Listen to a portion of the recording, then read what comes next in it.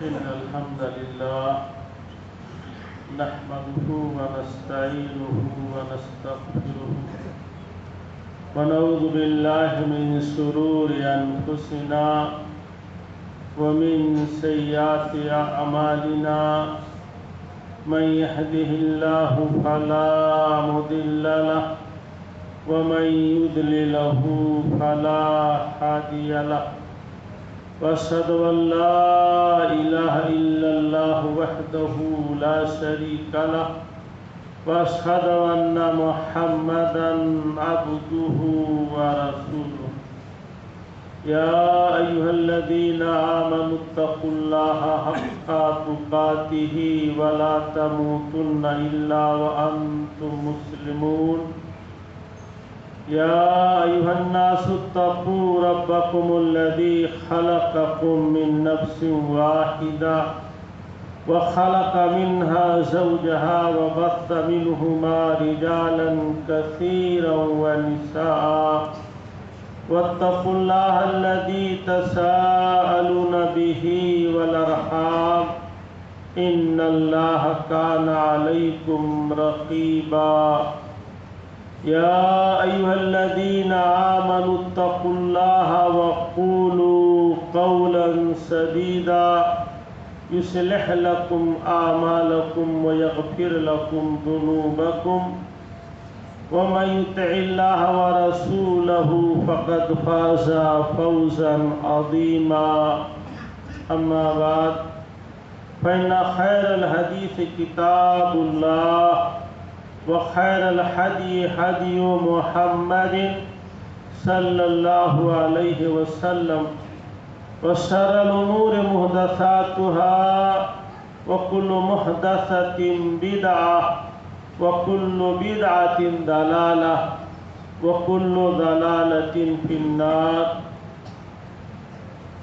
أعوذ بالله من الشيطان الرجيم بسم الله الرحمن الرحيم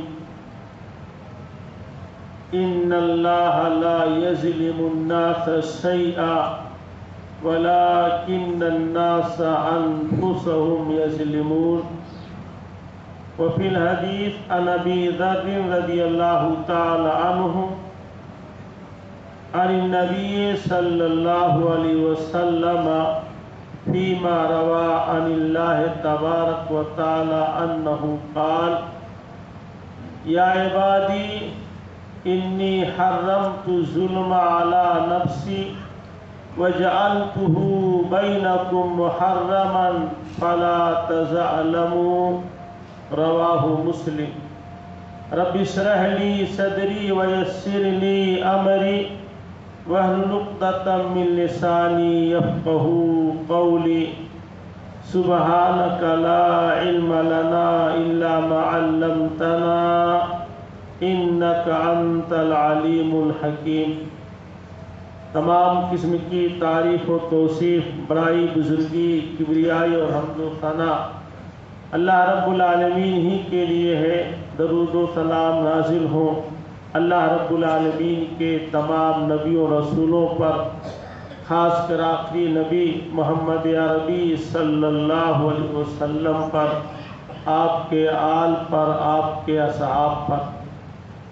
حضرات گرامی، دین اسلام جس طرح سے ہم اور آپ کو عبادت و بندگی کا حکم دیتا ہے، اللہ اس کے رسول کی اطاعت و فرما برداری کا حکم دیتا ہے، اسی طرح سے ہمیں معصیت و نافرمانی سے روکتا بھی ہے۔ معصیت و نافرمانی کے جملہ اقسام میں ایک بڑا گناہ بلکہ سنگین گناہ ظلم اور زیادتی بھی ہے۔ ظلم کی 3 قسمیں بتائی جاتی ہیں۔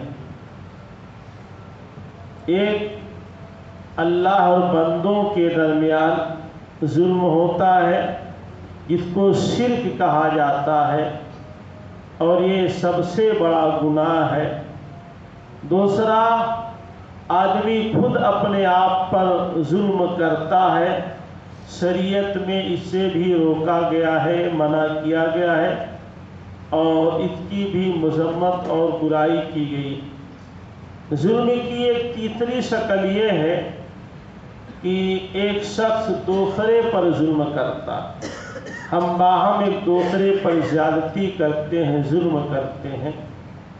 اسی ظلم کے اسی نوعیت اور قسم کے تعلق سے کچھ باتیں مجھے آپ کے سامنے پیش کرنی ہیں۔ ظلم کئی طرح کا ہے، یہ تیسری قسم میں بھی کئی شکلیں ہیں اس کی، کہ کسی کے ساتھ زیادتی کرنا، کسی کے مال کو غصب کر لینا، کسی کے ساتھ عدل نہ کرنا، کسی کی پوری مزدوری نہ دینا، کسی پر الزام لگانا، کسی کو گالی دینا، کسی کو برا بھلا کہنا، یہ ساری شکلیں ظلم کے اندر داخل ہیں۔ صحیح مسلم کتاب البر والصلہ باب تحریم ظلم میں امام مسلم رحمہ اللہ نے ایک حدیث قدسی نقل کی ہے، مشہور روایت ہے۔ اللہ رب العالمین بیان فرماتا ہے، یا عبادی انی حرمت الظلم علی نفسی، اے میرے بندو میں نے ظلم کو اپنے اوپر حرام قرار دے دیا، میں نے ظلم کو اپنے اوپر حرام کر لیا، وَجَعَلْتُهُ بَيْنَكُمْ مُحَرَّمًا، اور میں نے اس کو تمہارے درمیان بھی حرام قرار دے دیا، فَلَا تَظَالِمُوا، تو تم باہم ایک دوسرے پر ظلم نہ کرو۔ اللہ نے ظلم کو اپنے آپ پر اور اپنے تمام بندوں پر حرام قرار دے دیا، اور اس بات کی تاکید کی ہے کہ تم باہم ایک دوسرے پر ظلم نہ کرو۔ ظلم ایک بہت بڑا اور سنگین جرم ہے، بہت بڑا گناہ ہے، اور اس کی بڑی شناعت اور قباحت ہے۔ دنیاوی اعتبار سے بھی، اخروی اعتبار سے بھی اس کے انجام بہت بھیانک ہوتے ہیں۔ خاص کر مظلوم آدمی جب اپنے ہاتھ کو آسمان کی طرف اٹھا دے، جب مظلوم آدمی اپنے قضیے اور مسئلے کو رب کی عدالت میں پیش کر دے، تو ایسی صورت میں ظالم آدمی کسی طرح بھی اپنے انجام سے بچ نہیں پاتا۔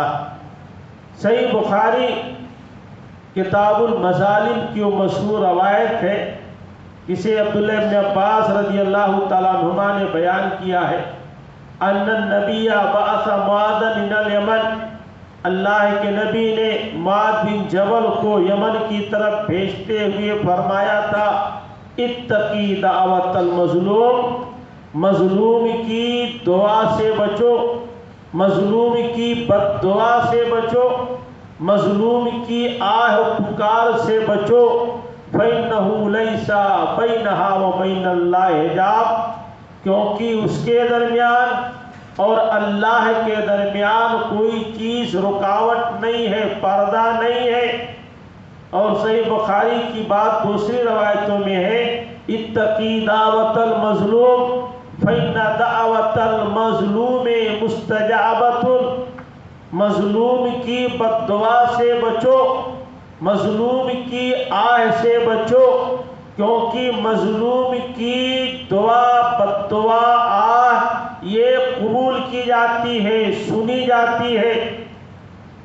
اور اس سلسلے میں ایک بڑی اہم روایت ہے، اللہ کے نبی بیان فرماتے ہیں، اتقی دعوت المظلوم، مظلوم کی بد دعا سے بچو، فإن اللہ تعالی یقول، کیونکہ اللہ تعالی فرماتا ہے،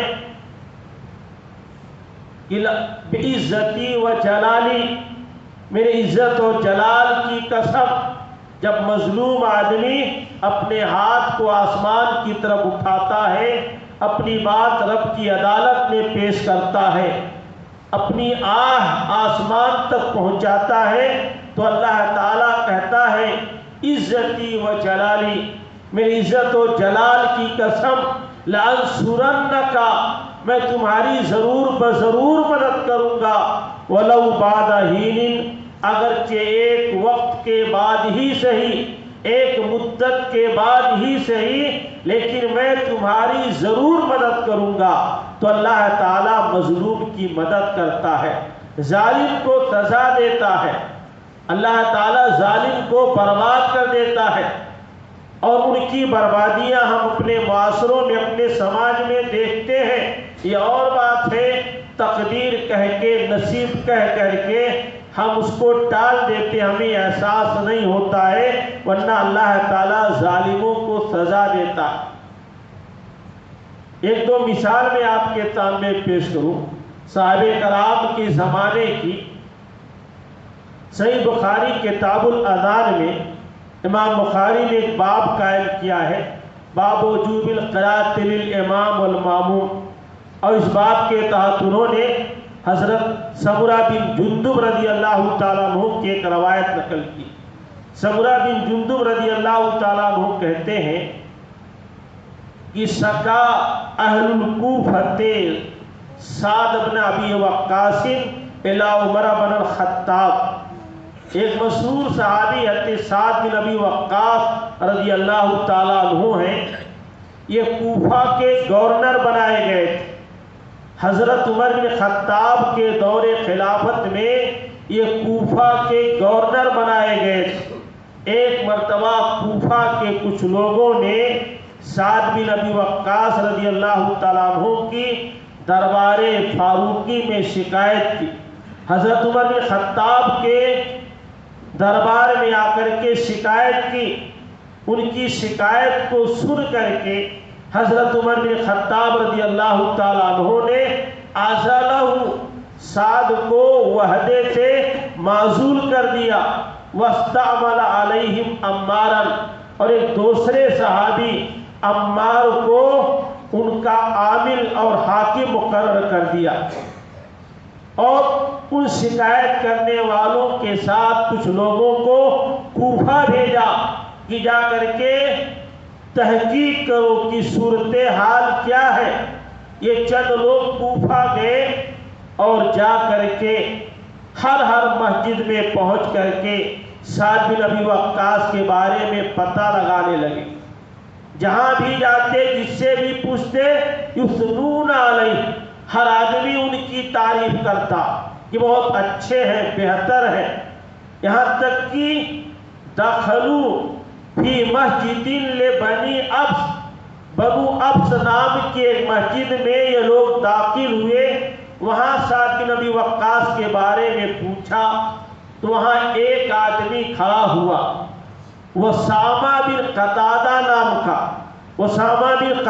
نام کا آدمی کھڑا ہوا، اور حضرت سعد بن ابی وقاص پر 3 الزام لگایا۔ کہا میں قسم کھا کے کہتا ہوں کہ ان کے اندر بڑی کمیاں ہیں، اور 3 الزام لگایا۔ پہلا الزام یہ کہ لا یسیر بالسریۃ، دوسرا لا یقسم بالسویۃ، تیسرا لا یعجل فی القضیۃ۔ پہلا الزام یہ لگایا کہ یہ لشکر بھیجتے ہیں لیکن خود لشکر کے ساتھ نہیں جاتے۔ دوسرا الزام یہ کہ لا یقسم بالسویۃ، یہ برابری کے ساتھ مال غنیمت کو تقسیم نہیں کرتے۔ تیسرا الزام یہ کہ لا یعدل بالقضیۃ، یہ قضایا میں، لڑائی جھگڑوں میں، فیصلوں میں یہ انصاف نہیں کرتے، یہ عدل نہیں کرتے۔ سعد بن ابی وقاص رضی اللہ تعالیٰ عنہ کو اسے بڑی تکلیف ہوئی۔ اسی موقع پر انہوں نے کہا کہ لأدعون بثلاث، کہا کہ میں تمہارے بارے میں اللہ تعالیٰ سے 3 دعائیں کروں گا۔ اور اس کے بعد انہوں نے اللہ تعالیٰ سے دعا کی جو در حقیقت بد دعا تھی۔ اللہم ان کان عبدک ھذا کاذبا، اے اللہ اگر تیرا یہ بندہ جھوٹا ہے، قام ریعان و سمعتا، صرف ریاکاری کے لیے، دکھاوا کے لیے، شہرت کے لیے، اپنے آپ کو حق کو ثابت کرنے کے لیے یہ کھڑا ہوا ہے، تو الہ العالمین میں اس کے لیے 3 دعائیں کرتا ہوں۔ کچھ لوگ یوں ہی کھڑے ہوتے ہیں خود نمائی کے لیے، اپنے آپ اپنا قد بلند اور اونچا کرنے کے لیے۔ انہوں نے کہا کہ اللہ اگر یہ دکھاوے کے لیے کھڑا ہوا ہے تو دعائیں کرتا ہوں۔ پہلی دعا اللہم اطل عمرہ۔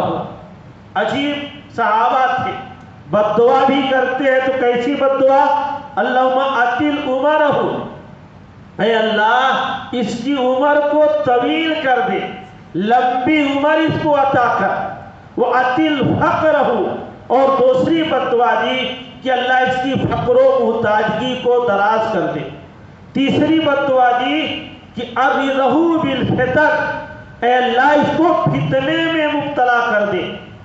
3 بد دعائیں کی، اس کی عمر دراز کر دے، اس کی فقر و محتاجگی بڑھا دے، اور اس کو فتنے میں مبتلا کر دے۔ راوی حدیث بیان کرتے ہیں کہ ہم نے اس کو بڑھاپے میں پریشان دیکھا، انتہائی پریشان حال۔ لوگ اس سے خیریت پوچھتے اسامہ بن قتادہ سے تو کہتا رجل شیخ کبیر مفتون، میرا کیا حال پوچھتے ہو؟ میں بوڑھا، آزمائش میں مبتلا کیا گیا، فتنے میں مبتلا کیا گیا، بوڑھا شخص ہوں۔ اصابتنی دعوت سعد، مجھے سعد بن ابی وقاص کی بد دعا لگ گئی ہے۔ راوی حدیث بیان کرتے ہیں میں نے اس کو دیکھا انتہائی بڑھاپے میں، جب اس کی ابرو کے یہ بھوں کے بال اس کی آنکھوں کو بند کر لے رہے تھے، اس بڑھاپے میں بھی یتعرض للجواری فی الطرق، یہ راستوں میں چھوٹی چھوٹی بچیوں کو چھیڑتا تھا، لوگ لان تان کرتے تھے، وہ کنٹرول نہیں کر پاتا، چھوٹی چھوٹی بچیوں کو بھی راستے میں چھیڑتا تھا، اور کہتا تھا کہ یہ سعد بن ابی وقاص کی مجھے بد دعا لگ گئی ہے۔ تو اللہ تعالی مظلوموں کی دعائیں، بد دعائیں آہیں سن لیتا ہے، اسی دنیا میں اللہ تعالیٰ دکھا دیتا ہے۔ صحیح مسلم کتاب المساقات کی ایک روایت ہے، یہ مروان بن حکم کا دور خلافت ہے۔ حدیث میں ہے، ہشام ابن عروہ بیان کرتے ہیں کہ ان عروہ بنت اویس ادعت علی سعید بن زید انہو اخذ شیئا من ارضها۔ عروہ بنت اویس نام کی ایک عورت نے مشہور صحابی سعید بن زید پر الزام لگایا کہ اس نے میری کچھ زمین لے لی ہے۔ الزامات بھی بہت بڑا ظلم ہے، بہت بڑا ظلم ہے۔ پہلے تولو پھر بولو، پہلے تحقیق کرو تب کہو، جو صحیح سچی بات تو تب کہو، ورنہ اس کا بڑا بھیانک انجام ہوتا ہے۔ عروہ بنت اویس نامی اس عورت نے سعید بن زید پر الزام لگایا کہ انہوں نے میری کچھ زمین لے لی۔ فخاصمتہ الی مروان بن حکم، اور یہ مقدمہ لے کر کے مروان بن حکم کے پاس گئی، دعویٰ کیا۔ مروان بن حکم کے دربار میں سعید بن زید بلائے گئے اور ان سے کہا گیا کہ اس عورت کا دعویٰ ہے کہ آپ نے اس کی کچھ زمین لے لی ہے۔ سعید بن زید نے کہا کہ انا کنت اخذ وقد سمعت من رسول اللہ، میں اس کی زمین کیسے لے سکتا ہوں جبکہ سلسلے میں نے اللہ کے رسول کی ایک حدیث سنی۔ اس کی زمین میں کیسے لے سکتا ہوں جبکہ میں نے اللہ کے رسول کی ایک حدیث سنی ہے۔ مروان نے کہا وما سمعت من رسول اللہ، آپ نے اللہ کے رسول سے کون سی حدیث سنی ہے؟ تو سعید بن زید نے کہا کہ میں نے اللہ کے رسول سے سنا ہے من اخذ شبرا من الارض توبقہ من 7 ارض، بعض روایتوں میں من اخذ شبرا من الارض ظلما، جس نے کسی کی ایک بالغ زمین ظلماً لے لیا وہ کل قیامت کے دن 7 زمینوں کا طوق پہنایا جائے گا۔ اس حدیث کے جانتے ہوئے بھی میں اس کی زمین کیسے لے سکتا ہوں؟ مروان نے کہا لا اسألک بعد ھذا بینا، اب اس حدیث کے بعد میں تم سے کوئی دلیل اور وضاحت نہیں طلب کروں گا۔ سعید بن زید رضی اللہ تعالیٰ عنہ نے اس موقع پر اللہ تعالیٰ سے دعا کی، کہا اللہ ان کانت کاذبۃ، اگر یہ عورت جھوٹی ہے، اگر یہ عورت جھوٹی ہے اور جھوٹا دعویٰ کر رہی ہے، فَأَمِّي بَصَرَهَا، تو اس کی بینائی چھین لے، اس کی آنکھوں کی روشنی ختم کر دے، وَاجْعَلْ قَبْرَهَا فِي بَيْتِهَا، اور اس کے گھر کو اس کی قبر بنا دے۔ وہ عورت برسوں تک زندہ رہی، زندگی کے آخری مرحلے میں اس کی آنکھوں کی بینائی ختم ہو گئی، وہ اندھی ہو گئی۔ اس سے بھی لوگ خیریت پوچھتے تھے تو یہی کہتی تھی اصابتنی دعوت سعید، مجھے سعید بن زید کی بد دعا لگ گئی ہے۔ پہلے تو لوگ یہ بھی اعتراف کرتے تھے، آج ہمارے سماج میں یہ بھی اعتراف نہیں کرتے ہیں کہ ہمیں کسی کی بد دعا لگ گئی ہے، کسی کی آہ لگ گئی ہے، یا ہمارے کسی گناہ کی سزا ہے۔ ایسا کم لوگوں کو احساس ہوتا ہے۔ حدیث میں ہے کہ وہ بڑھاپے میں دیواروں کو ٹٹول ٹٹول کر کے چلتی تھی۔ اس کے گھر میں ایک کنواں تھا، ایک دن وہ ٹٹول کر کے جا رہی تھی اور اسی کنویں میں گر گئی اور وہی کنواں اس کی قبر ہو گئے۔ تو اسلام نے ظلم سے روکا، ظلم سے منع کیا۔ ظلم کا انجام اسی دنیا ہی میں اللہ تعالیٰ دکھا دیتا۔ ایک صحیح سچا واقعہ میں آپ کو بتاتا ہوں، ہمارے سماج میں ایسے بہت سارے واقعات ہیں، دیکھنے کی ضرورت ہے۔ ایک بڑی اچھی کتاب ہے اور اس کتاب کو پڑھنا چاہیے، مکافات عمل، ایک پاکستانی رائٹر ہے، ان کا دعویٰ ہے کہ اس کتاب میں سب دید و سنید واقعات ہیں، آنکھوں کے دیکھے کانوں سے سنے ہوئے، معاشرے میں جو کچھ دیکھا ہے انہوں نے صحیح سچے واقعات کو بیان کیا ہے۔ میں سمجھتا ہوں کہ انشاءاللہ آپ پڑھیں گے تو آپ کی زندگی میں بدلاؤ آ جائے گا۔ عجیب عجیب واقعات، انہوں نے ایک واقعہ نقل کیا، سچا واقعہ، کہ ایک پڑھے لکھے شخص تھے، پروفیسر تھے، ایک کالج میں لیکچرر تھے دیندار، جیسے ہمارے ہاں بھی دینداری ہے، دیندار تھے، صوم و صلاۃ کے پابند تھے، ایک اسلامی تحریک سے وابستہ بھی تھے، لیکن تھوڑی سی چودھراہٹ تھی، اپنا قد ہمیشہ اونچا رکھتے تھے، اپنی برادری کا احساس رہتا تھا۔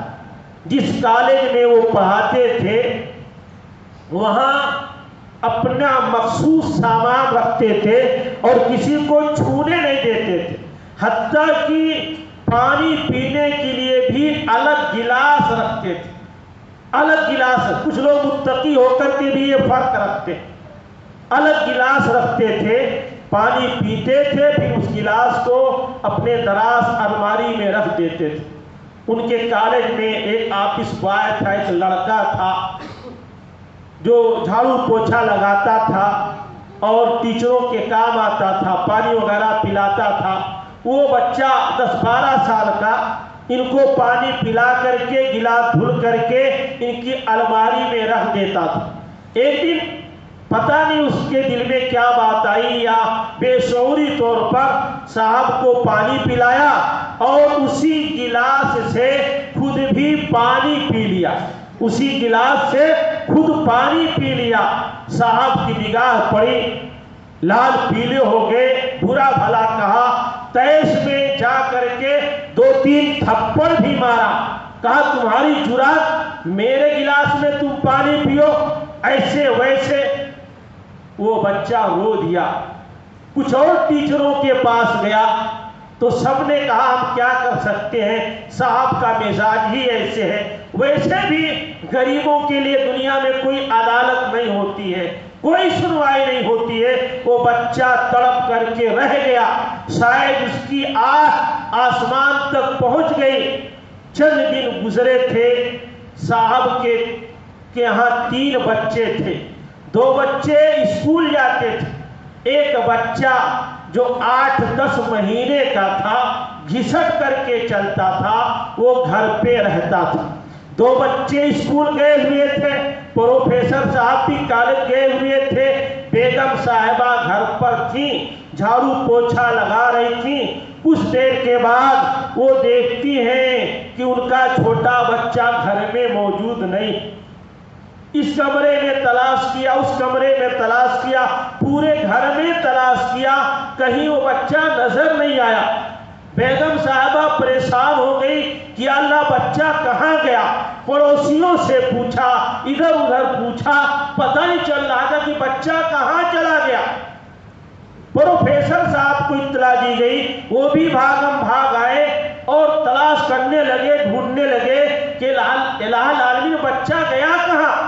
محلے کی مسجد سے اعلان کیا گیا، پورے محلے والے پریشان کہ آخر کون آیا، بچے کو کون اٹھا لے گیا، آخر بچہ کہاں چلا گیا۔ صاحب کتاب لکھتے ہیں تقریباً 5-6 گھنٹہ گزر گیا، تلاش میں، ڈھونڈنے میں، بچہ نہیں ملا۔ پروفیسر صاحب تھک ہار کر کے گھر پہ آ کر کے بیٹھے اور بیگم سے کہا کہ مجھ کو پانی پلا دو۔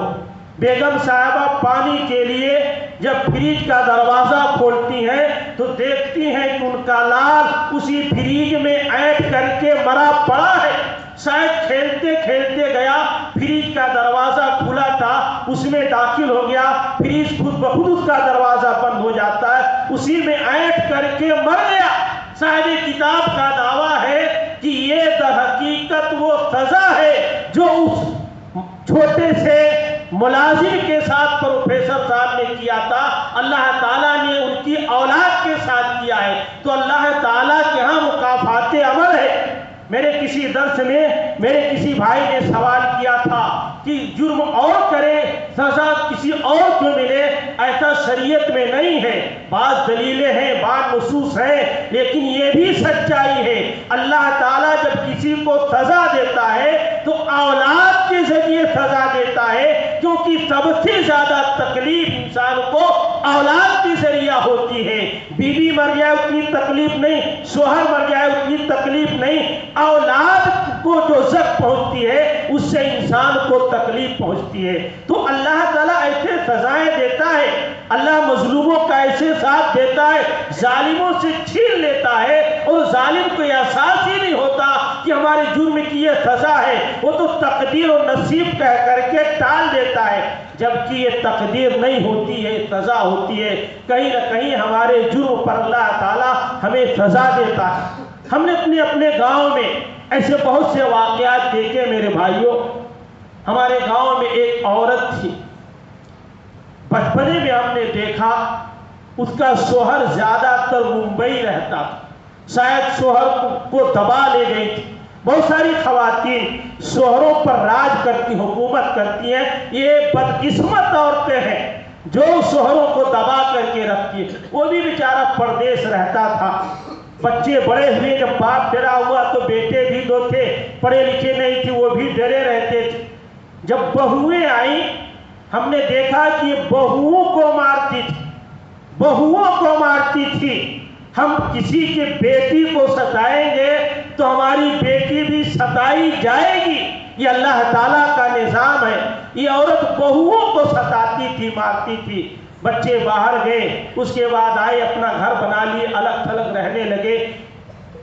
اس وقت اب بھی وہ عورت زندہ ہے، اب بھی وہ عورت زندہ ہے، لیکن اس کی حالت یہ ہے کہ اس کی ایک بیٹی پولیو زدہ ہو گئی، اپاہج ہو گئی ہے، شادی نہیں ہوئی ہے۔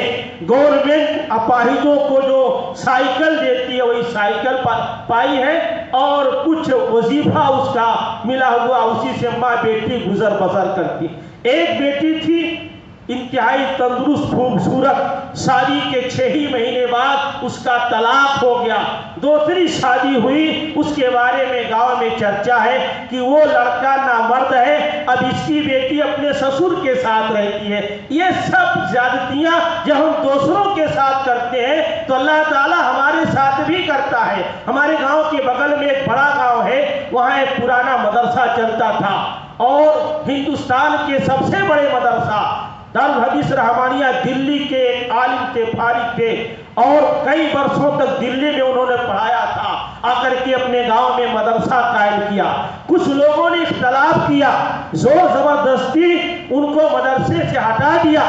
اللہ کی قسم اس میں ایک پڑھا لکھا مولوی تھا، ہم نے دیکھا کہ وہ آدمی 6 سال تک کوما میں تھا، مرا ہوا، 6 سال کے بعد اس کی تدفین ہوئی ہے۔ ہم نے عورت کو اب بھی دیکھا ہے جو گاؤں میں ان کی بیٹی، ان کی بہو کانا پھوسی کرتی تھی، تقریباً 6 سال ہو گیا ہے، وہ بستر پر پڑی ہوئی ہے، اور اس کی بہویں بیٹیاں اس کی خدمت کرتی ہیں، دعائیں کرتے ہیں گھر والے، خاندان والے، کہ اس کی روح نکل جائے، روح نہیں نکلتی ہے۔ جی ہاں میرے بھائیوں، ہمارے سماج میں بھی ایسے لوگ ہوں گے جن کو آج ہم بہت صالح سمجھتے ہیں، بہت نیک سمجھتے ہیں۔ ان کا ماضی دیکھو، ان کا پاس دیکھو، کیسے کیسے مظالم کیے ہوں گے، کیسے کیسے گناہ کیے ہوں گے۔ آج اگر وہ موت بھی اللہ سے مانگے تو اللہ موت بھی نہیں دیتا ہے۔ تو یہ ظلم و زیادتی اتنا سنگین جرم، اتنا بڑا گناہ ہے کہ اللہ تعالیٰ ہمیں دنیا میں دکھا دیتا ہے۔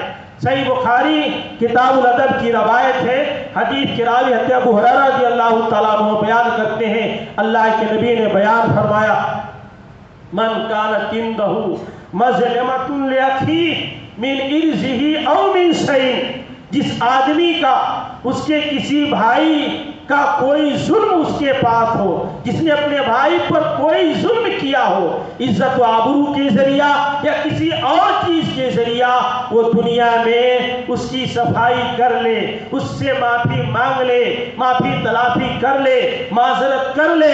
اس دن کے آنے سے پہلے، جس دن نہ دینار ہوگا نہ درہم ہوگا، جہاں صرف اور صرف اللہ تعالیٰ کے ہاں بدلہ دلایا جائے گا۔ وہ مشہور روایت آپ کو معلوم ہوگی، صحیح مسلم کتاب البر والصلاح کی، کہ ایک مرتبہ نبی نے صحابہ سے پوچھا تھا، اتدرون ما المفلس، اے صحابہ تم بتاؤ مفلس کس کو کہتے ہیں؟